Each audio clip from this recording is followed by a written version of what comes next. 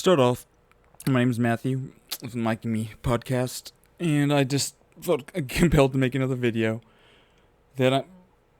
First off, I'm not going to get much into why I just don't agree with Apple's recent paper trying to debunk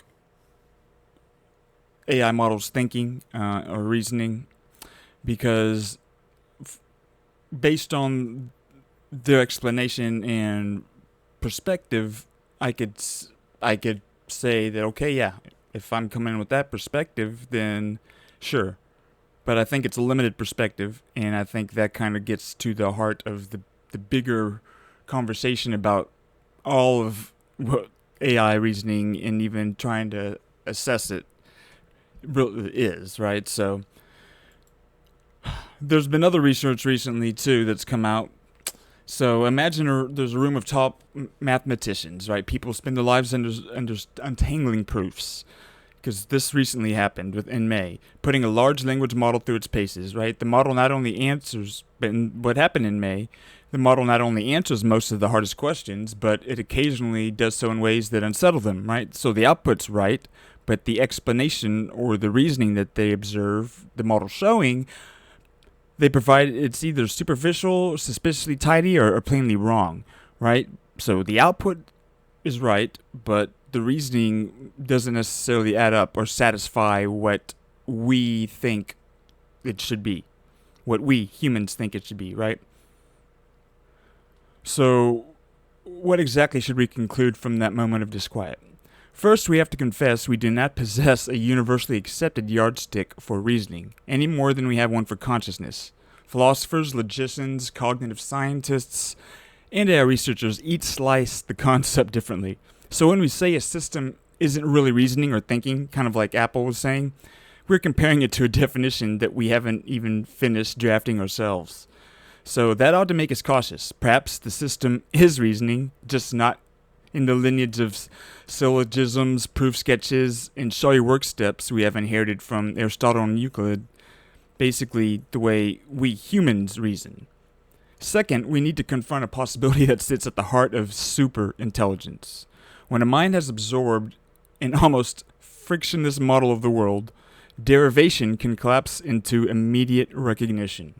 So a creature that knows how every physical law, biological pathway, and linguistic structure interlock might not need to traverse a visible chain of inferences to reach a conclusion.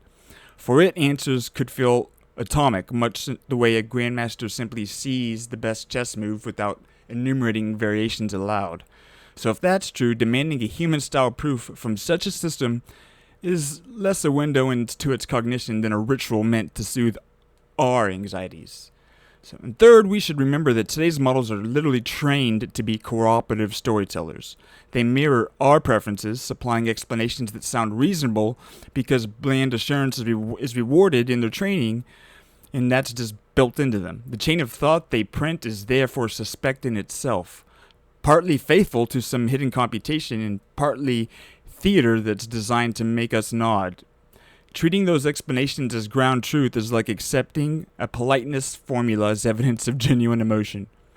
All this invites a humbler stance on evaluation. If the output of a model is empirically correct, does it matter that the rationale is opaque or even fabricated? Sometimes, yes. In science, law, and safety critical engineering, we need guarantees, not hunches. But sometimes, no. A diabetic does not insist her glucometer explain enzymatic chemistry before she trusts the reading. She simply checks that it is consistently accurate. The challenge then is to decide where each standard applies.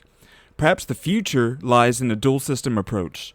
One model delivers answers with superhuman breadth. Another, specialized in formal verification, attempts to prove or falsify those answers. The first would resemble an oracle.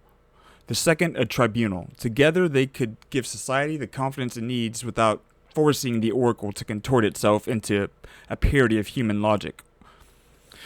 So what we must not do is mistake our own incompleteness for the machine's failure. And that's kind of what I'm getting to with the perspective that we're have going into all these now, because we're literally coming at it from a human, how we would do it perspective. And if we're getting correct answers that are verifiably correct, even though whatever they're spitting out as the reasoning doesn't jive, it could just be because it's a precursor of super intelligence. Maybe, who knows, right? But it's something we need to consider, and a perspective we need to have bigger than what we have going into a lot of this and the way we're even talking about it, especially the smartest people, which the smartest people, they know this.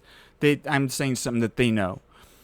So, until we finish the philosophical work of pinning down what even counts as reasoning, we have no grounds to declare the system is or is not doing it. The most we can say is that its style of thought is alien, and that alienness might be the first faint glimmer of the superintelligence we've been theorizing about for decades. So let us keep testing, keep verifying, keep demanding rigor where rigor is non-negotiable. But let us also stay open to the idea that one day the highest form of intelligence may present itself not with neat chains of deduction, but with answers that simply fit reality in ways we have no language yet to follow. So, just because we don't get it doesn't mean that it's not right. And it could just literally be that our human perspective or approach to doing all this stuff is actually starting to be called out and identified as inferior to whatever it is we've created. Who knows? This is, again, just one person's thoughts, and I just felt like I had to share it because it's a very misleading thing that Apple did, and they know what they're doing, probably because they are literally not even in this AI race. It's kind of sad they dropped the ball there, but who cares, because it is what it is, and we'll be seeing you.